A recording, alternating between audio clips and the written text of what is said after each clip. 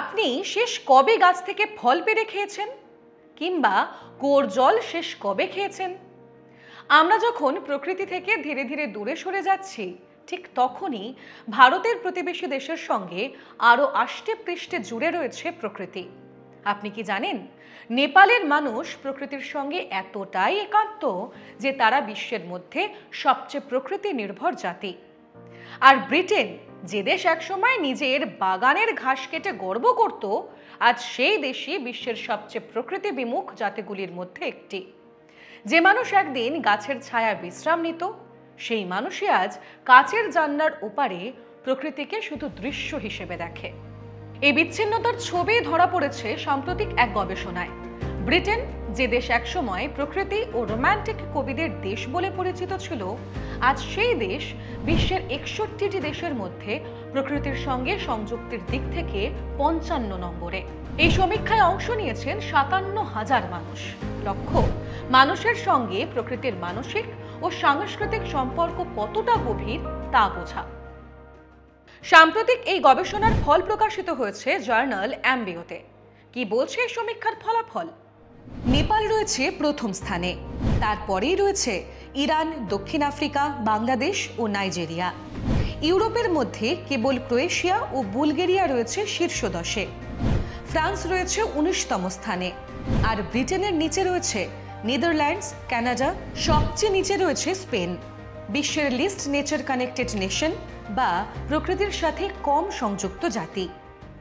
Derby বিশ্ববিদ্যালয়ের অধ্যাপক Miles Richardson, তিনি প্রকৃতি সংযোগ বিষয়ক মনোবিজ্ঞানের অন্যতম প্রধান বিশেষজ্ঞ। তার নেতৃত্বে হওয়া গবেষণায় উঠে এসেছে এক চমৎকার সত্য: যে সমাজে স্পিরিচুয়ালিটি বা আধ্যাত্মিকতার প্রভাব বেশি, সেখানেই মানুষ প্রকৃতির সঙ্গে বেশি সংযুক্ত। আর যেখানে বিজ্ঞান, অর্থনীতি ও নগরায়ন জীবনের একমাত্র কেন্দ্র, সেখানে মানুষ ধীরে ধীরে প্রকৃতিকে ভুলে যায়। অন্যদিকে যে সমাজে ব্যবসা করা সহজ, অর্থাৎ ইজ অফ ডুইং বিজনেস সূচক বেশি, সেখানে প্রকৃতির সঙ্গে সম্পর্ক কমে যাওয়ার সম্ভাবনা বেশি। তবে আশা এখনো শেষ হয়ে যায়নি।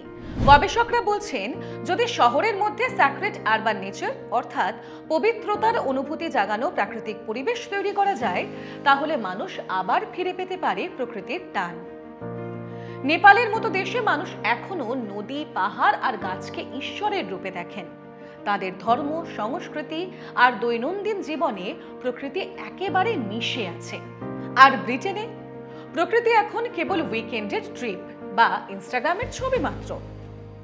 গবেষণা বলছে, প্রকৃতির সঙ্গে সংযুক্ত মানুষরা সাধারণত বেশি খুশি, তাদের মানসিক ও শারীরিক স্বাস্থ্য ভালো থাকে এবং তারা পরিবেশ রক্ষাতেও বেশি সক্রিয় থাকেন। চার্চ অফ ইংল্যান্ডের বিশপ গ্রাহাম আশার এই ফলাফলে অবাক নন। তিনি বলেন, যিশু নিজেই প্রকৃতির মধ্যে গিয়ে ঈশ্বরকে খুঁজতেন। তিনি লক্ষ্য করতেন আকাশের পাখিদের, মাঠের শাপলাদের। যাকে আমরা লক্ষ্য করি তাকেই ভালোবাসি, যাকে ভালোবাসি তাকেই রক্ষা করি। তাই শিশুদের প্রকৃতির সঙ্গে পরিচয় করানোই ভবিষ্যতের জন্য সবচেয়ে গুরুত্বপূর্ণ। শেষে প্রশ্ন থেকেই যায়, অর্থনৈতিক উন্নতির দৌড়ে আমরা কি হারাচ্ছি সেই আত্মিক অরণ্যকে? পৃথিবীতে ব্রিটেন প্রকৃতিকে হারাচ্ছে, সেই পৃথিবী আবার নেপাল, বাংলাদেশ বা দক্ষিণ আফ্রিকার মানুষের কাছে হয়ে উঠছে এক জীবন্ত আত্মা। আমরা কি আবার ফিরতে পারবো প্রকৃতির সেই উষ্ণ আলিঙ্গনে?